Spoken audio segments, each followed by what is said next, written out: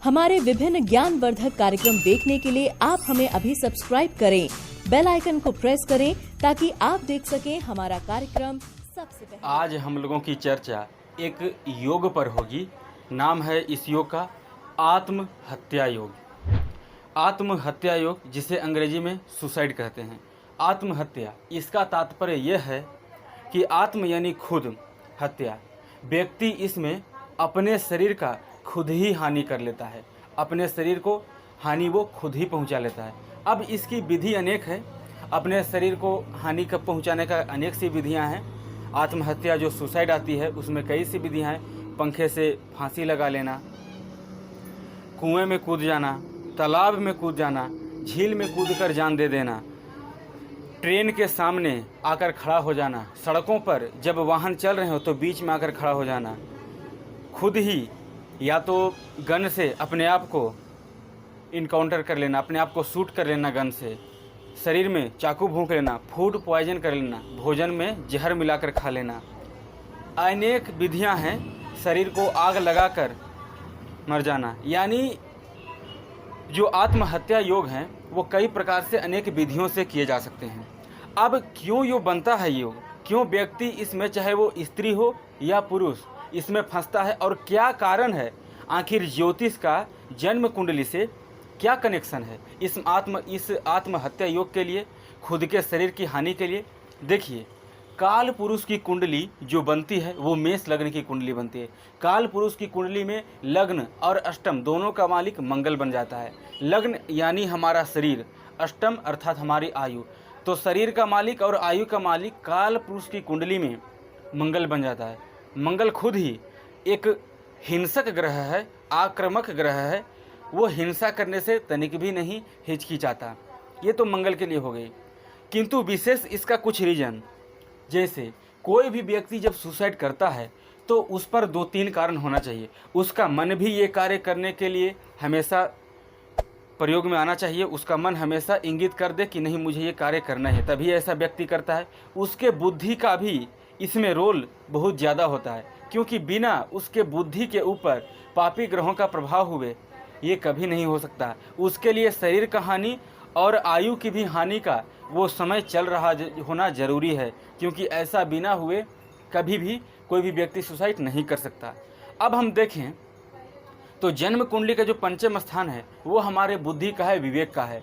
उसका कारक ग्रह बृहस्पति होते हैं, वहीं बुद्धि का कारक ग्रह बुध होता है। अब हम देखें कि बुद्धि और ज्ञान के लिए तो देख लिया हमने। ये देखते हैं हमारा कॉन्फिडेंस लेवल, आत्मविश्वास या आत्मबल जो हमारे अंदर प्रदर्शित करता है वो है सूर्य। सूर्य यदि किसी का कमज़ोर हो जाए तो ऐसा व्यक्ति किसी भी फील्ड में हाथ या उस फील्ड में प्रगति के लिए उत्सुक रहता है और उस फील्ड में जाता है। थोड़ी सी ही नाकामयाबी में वो अपने आप को अपने जीवन से हताश मान लेता है, हार मान लेता है कि मुझे अब आगे कुछ बनना ही नहीं है, आगे मैं बन ही नहीं पाऊंगा। ये सूर्य का कमजोरी का लक्षण होता है। चंद्रमा जो कि हमारे मन का कारक ग्रह है, मन हमारा किस दिशा में काम करेगा इसके लिए चंद्रमा को जरूर देखना होता है और चंद्रमा का विशेष रोल होता है। मन को इंगित जरूर होना चाहिए।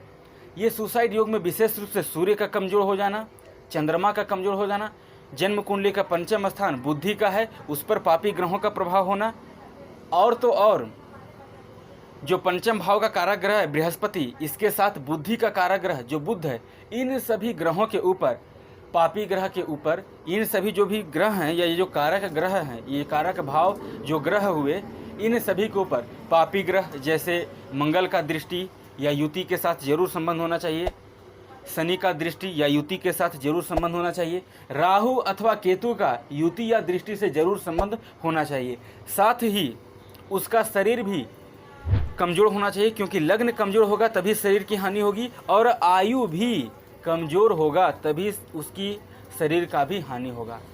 आत्महत्या योग में कुछ सूत्र मैं आपको अभी बताया हूँ, लेकिन पुनः एक बार दोहरा देता हूँ। सूर्य और चंद्रमा कमज़ोर होना चाहिए। दूसरा, सूर्य और चंद्रमा नीच राशि में होना चाहिए। नंबर तीसरा, जन्म कुंडली में अष्टम भाव का स्वामी तीसरे भाव में बैठा हो और तीसरे भाव का स्वामी जन्म कुंडली के अष्टम भाव में जाकर बैठ गया हो। ये कैसे? देखिए, जन्म कुंडली का जो अष्टम भाव है ये हमारे आयु का भाव है। अब अष्टम से अष्टम तीसरा भाव आ जाता है, तो ये भी हमारे आयु का भाव है। जब जन्म कुंडली में अष्टम भाव का स्वामी यानी अष्टमेश तीसरे हाउस में जाकर बैठेगा तो ये अपने से अष्टम स्थान में जाकर बैठेगा।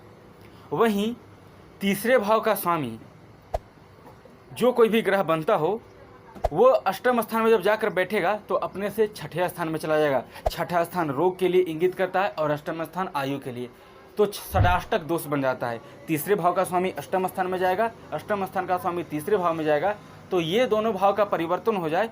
और यदि जन्म कुंडली में सूर्य चंद्रमा जो कि आत्मा का, आत्मबल का और आत्मविश्वास का काराग्रह सूर्य है, उसके बाद चंद्रमा जो कि मन मस्तिष्क का काराग्रह है, वो यदि कितना भी बलवान क्यों न हो लेकिन अष्टमेश और तृतीयेश का राशि परिवर्तन हो जाए तो निस्संदेह ऐसा व्यक्ति अपने जीवन में सुसाइड अवश्य करता है। हाँ, इसमें ये इंगित जरूर हो सकती है कि व्यक्ति कब सुसाइड करेगा, कब उसके कुंडली में शरीर हानि का योग बनता है, आयु हानि का योग बनता है।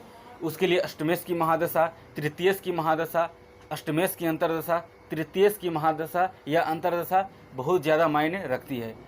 किंतु सूर्य और चंद्रमा जब कमज़ोर हो जाएं तो बहुत ज़्यादा निगेटिव और बहुत ज़्यादा बुरा प्रभाव इस सुसाइड के कारण मिलती है।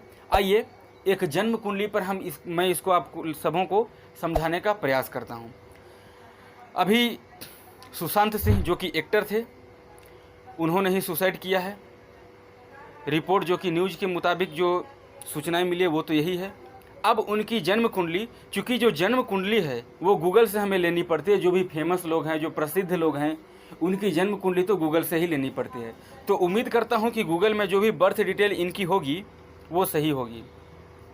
इनका जन्म तिथि 21 जनवरी 1986 को हुआ है, दोपहर में 12 बजे, पटना बिहार का, यानी कि पटना जिला और बिहार राज्य में जन्म इनका हुआ है।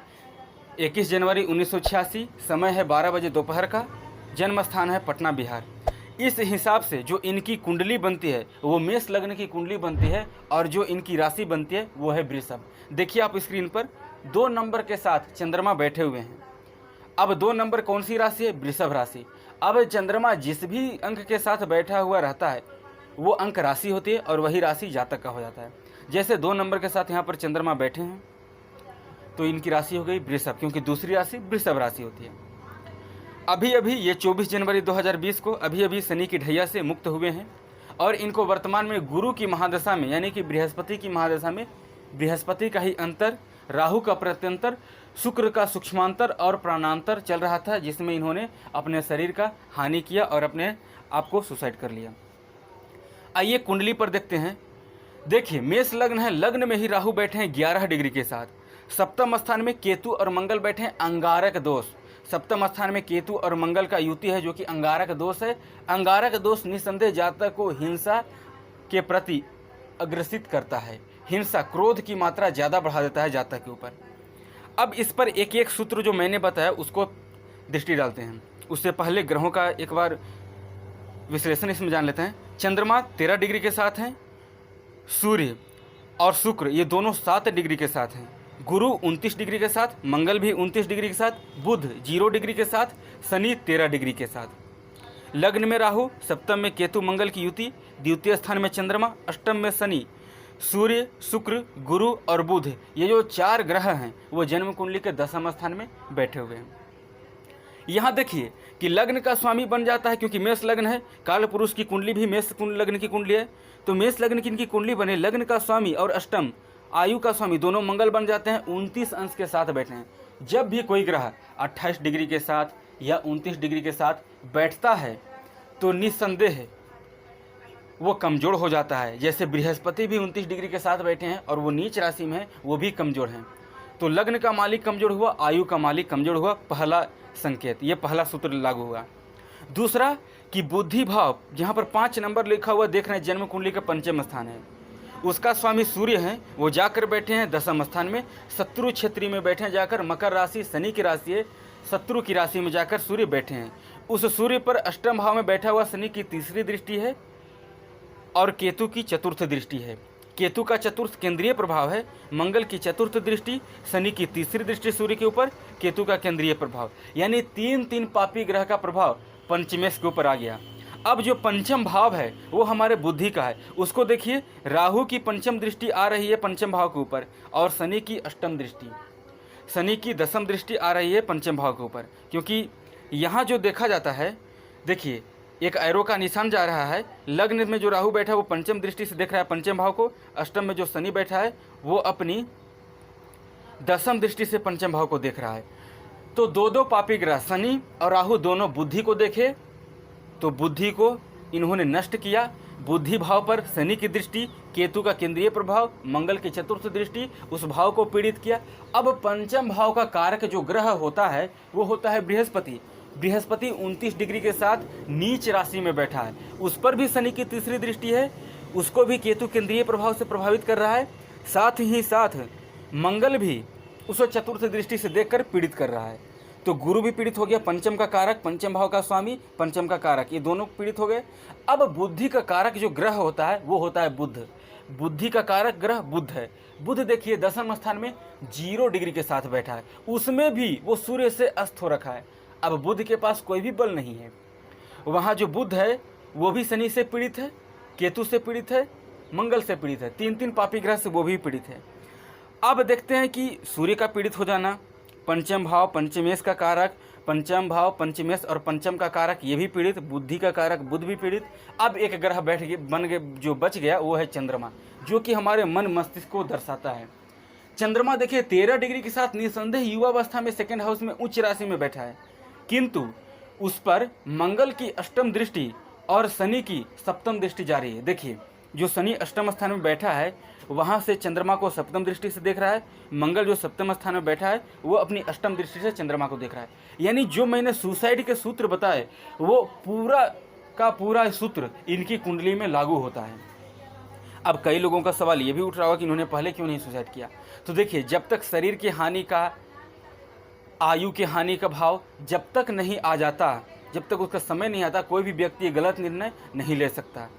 हालांकि मैं इसका सुसाइड से संबंधित कई कुंडलियां मेरे पास हैं, किंतु ज़्यादातर लोग प्रसिद्ध होते हैं। जो प्रसिद्धि लोग हैं उन्हीं की कुंडलियों के कारण लोग ज़्यादा समझते हैं, उन्हीं की कुंडलियों पर ज़्यादा वो लोग विश्वास करते हैं कि ये कुंडली, यदि उनकी कुंडली में ये सूत्र यदि लागू होते हैं तो निस्संदेह सामान्य जनमानस के लिए भी ये सूत्र लागू होते हैं। एक सूत्र लागू हो गया। बुद्धि भाव पर शनि और राहु की दृष्टि ने बुद्धि को इनको भ्रमित किया। बुद्धि का कारक बुध 0 डिग्री के साथ बैठा है, वो बुध कमजोर हुआ, इनको निर्णय शक्ति नहीं दे पाया। गुरु पंचम का कारक 29 डिग्री के साथ मृत अवस्था में नीच राशि में है, कुछ भी अपना सहयोग नहीं दे पाया। उसके बाद चंद्रमा मन मस्तिष्क का कारक ग्रह है, उस पर शनि मंगल का प्रभाव होना, कभी भी मन को एकाग्र नहीं होने दिया। सूर्य आत्मविश्वास का कारक ग्रह है, केतु मंगल और शनि से पीड़ित जो सूर्य, ये किसी भी कीमत पर उन्हें ये अच्छा निर्णय नहीं लेने दिया और अंततः वो अपने देह का